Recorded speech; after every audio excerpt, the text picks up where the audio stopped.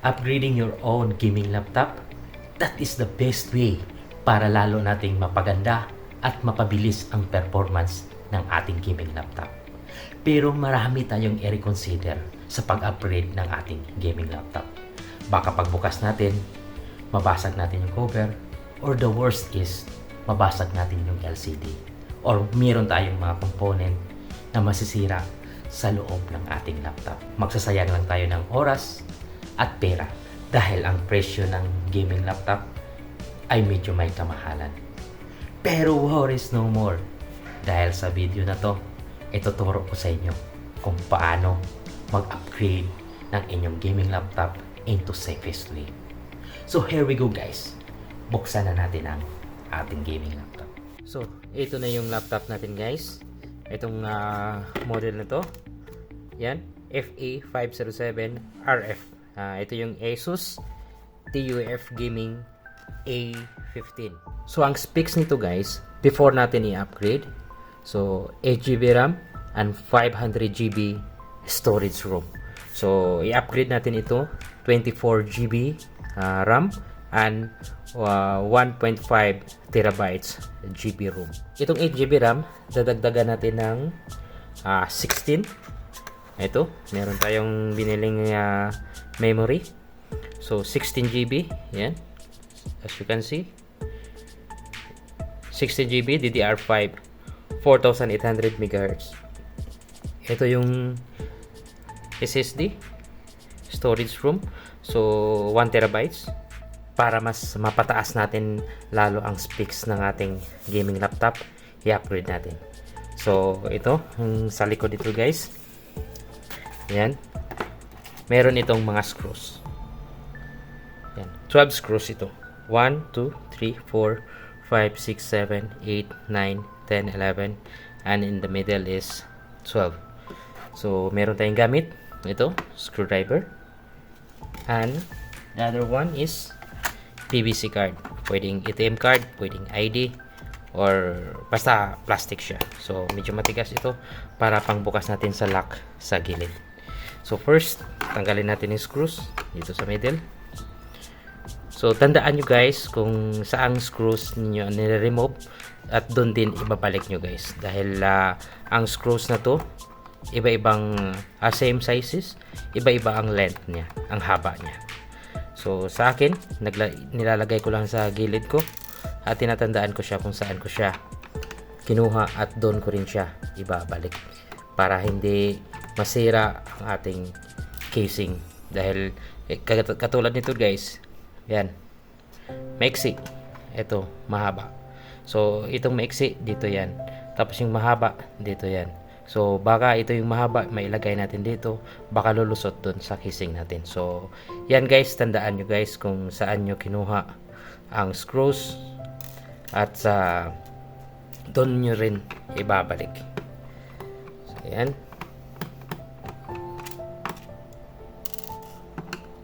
12 screws.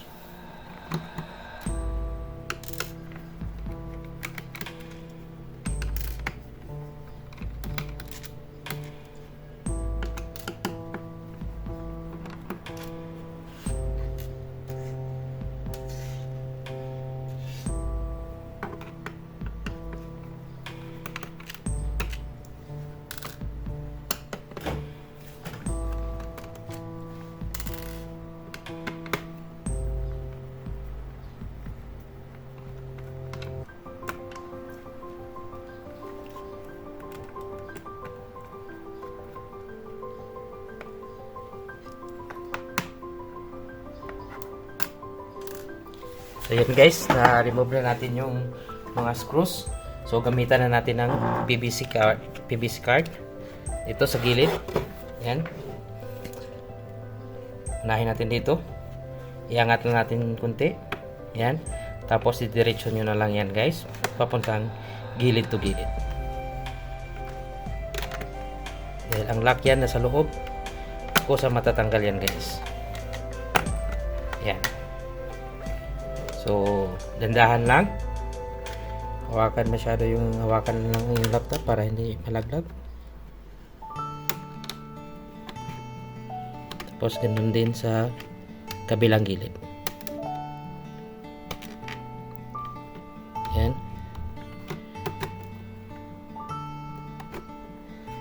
So, yan. Dito naman sa kabilang gilid. Guide lang natin yung mga lock niya guys, kung saan nakalagay. At saka pwede na natin siya itaob dahil may guide na tayo. Yan. So dito sa likod,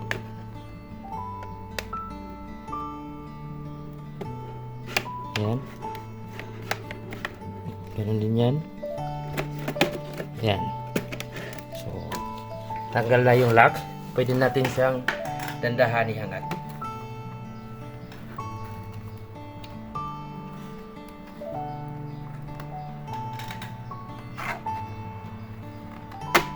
Yan, ito, tanggal ng lock. Tapos tindahan nyo lang siyang iangat sa taas. Yan. Tanggal na. Ito na yung ang laman ng ating laptop. Meron tayong battery, ito yung RAM, fan, CPU, GPU. Ito yan guys. So ang slot ng ating memory nandito guys. Ito, walang memory yan yung isa. Isa lang meron, ito yung 8GB RAM. So dito natin ilalagay yung 16GB ROM, ating bagong memory. At ito yung slot ng ating storage. Yung 1TB dito natin ilalagay. So before tayo gumalaw dyan guys, so tanggalin muna natin yung connection ng battery. So yan.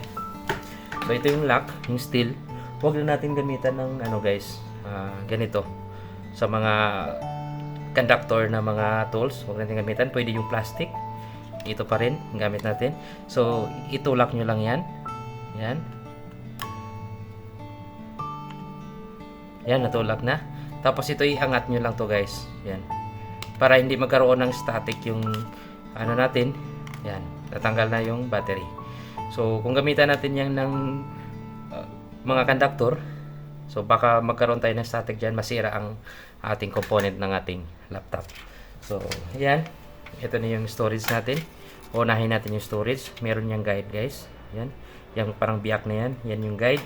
At ito yun yung slot ng ating storage. So nandito yung isang storage natin. Yung pinaka original storage. Yung 500GB. Nandito. So ito yung 1TB. Dito natin ilagay. So first, tanggalin muna natin itong lock, screws. At ito yung magiging screws ng ating storage. So ito na yung storage natin guys. Yan, 1TB by Orico. Yan. So ilalagay na natin siya dyan sa slot niya. So before natin ilagay, lagyan mo natin ng thermal pad para tutulong ito sa overheating or sa init. Pupunta lang dito sa thermal pad natin. Yan. Ayusin nyo lang paglagay. Kabilaan. Ito din. Yan. Tapos i-insert na. Ito yung guide guys, yung parang biyak. So i-insert nyo lang dyan sa slot. Yan. And then lagyan ng screws.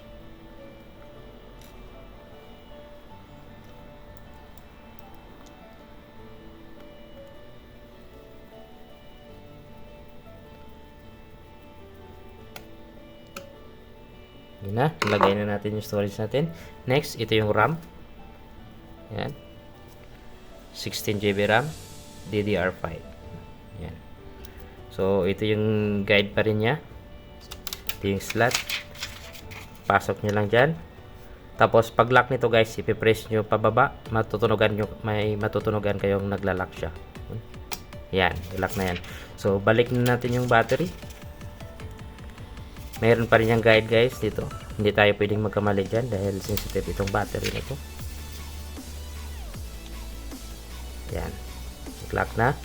So, itong lock na to, gamitan ulit natin ng plastic. Yan. Gamitan ulit natin ng plastic.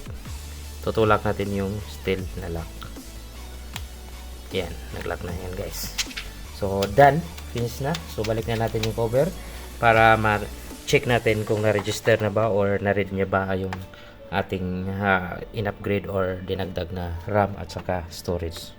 So, pagbalik ng cover guys, align nyo lang gilid to gilid, tapos press nyo lang para maglalak siya.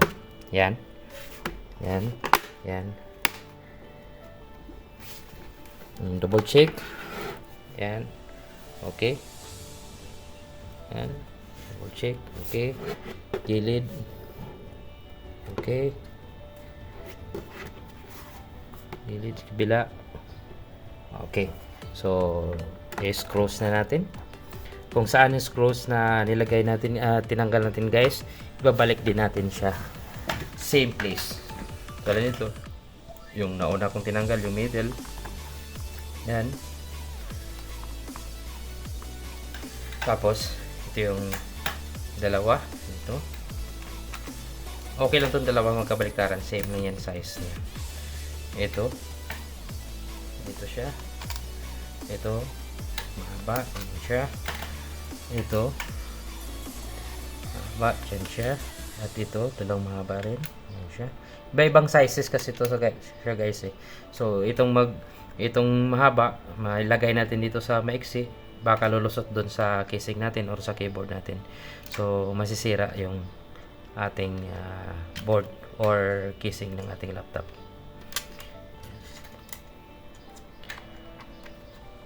Same place. Yan. Lock na. So, paglagay niya ng pag-lock ng screw guys, huwag nyo lang higpitan lalo. Mas ano lang siya. Normal lang na paghigpit na mas maramdaman nyo rin na nakalock na. Yun na yun. Yan. Yun.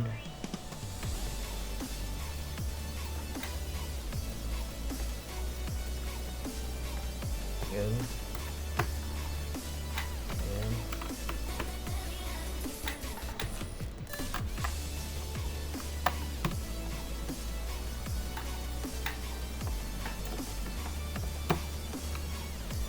So, tapos na natin mabalik yung screw, yung dosing screw. So, buksan na natin yung system niya. Yan. On na natin yung laptop. Ilaw tong keyboard. Yan, ilaw na. Tapos, mag-on na yung screen natin, yung system natin. So, maghintay tayo ng 30 seconds to 1 minute guys.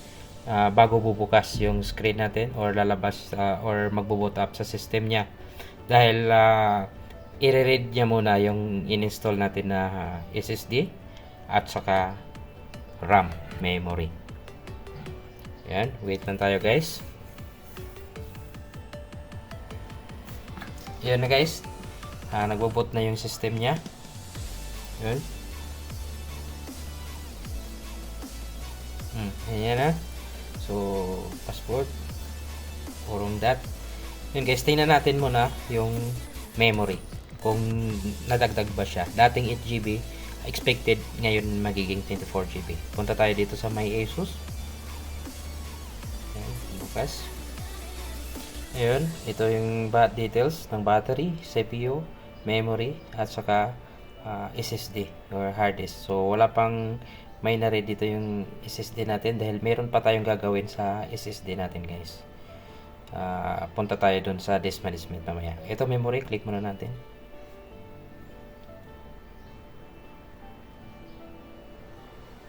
Nandiyan na guys. So, ito, details ng CPU, battery. Ito yung serial number at model. Ito yung storage guys. Meron na itong SSD EMC1 476GB or 512GB. Ito yung original guys sa kanya. Ito yung in-install natin na Orico or 953GB or 1TB. So, punta tayo dito guys sa memory. Ito, 24GB na siya. So, ayan. As you can see guys, nagiging 24GB na siya. Ito. Ayan. Ano ko, ipo-focus ko nga. Yan, 24GB na yung memory. Close na natin siya. Okay na yung memory. Punta na tayo dito sa disk PC.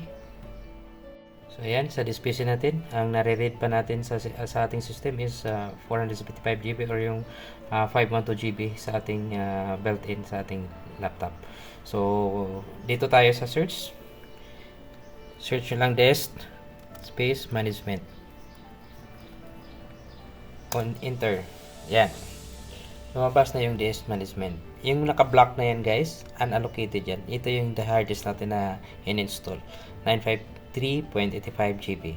So, right click. So, new sample device. So, ito guys, wala tayong makikita dito, di ba?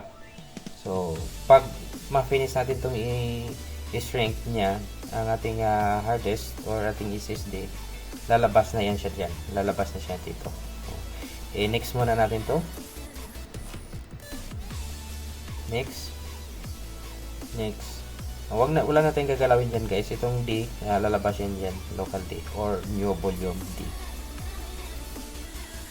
Ayan, next pa rin. So, if i-finish natin to guys, lalabas na yan dyan. Yan, dito na siya. Oh, nawala. Pero i-close natin to ulit. Open ulit this PC. Ayun, dito na siya guys. So, 953 GB free. Ito na yan. Ito na yung hard disk natin. Wala pang laman.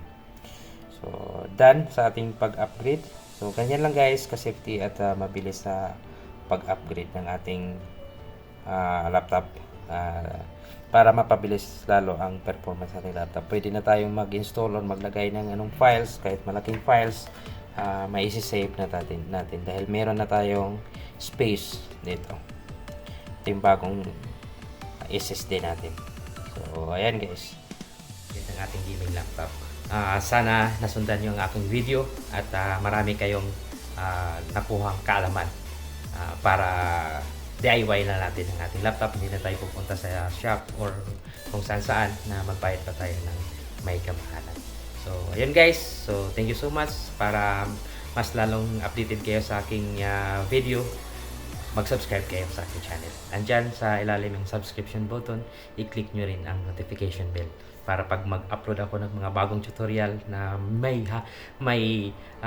laman na kaalaman para madagdagan ang ating knowledge para magamit natin sa ating pag-DIY or sa anong mga sitwasyon sa pag-upgrade sa ating skills ulit. So guys, click nyo ang notification bell para updated kayo sa mga bagong video ni upload ko. So hanggang sa muli, dito nagtatapos ang aking video. See you on my next video. Thank you.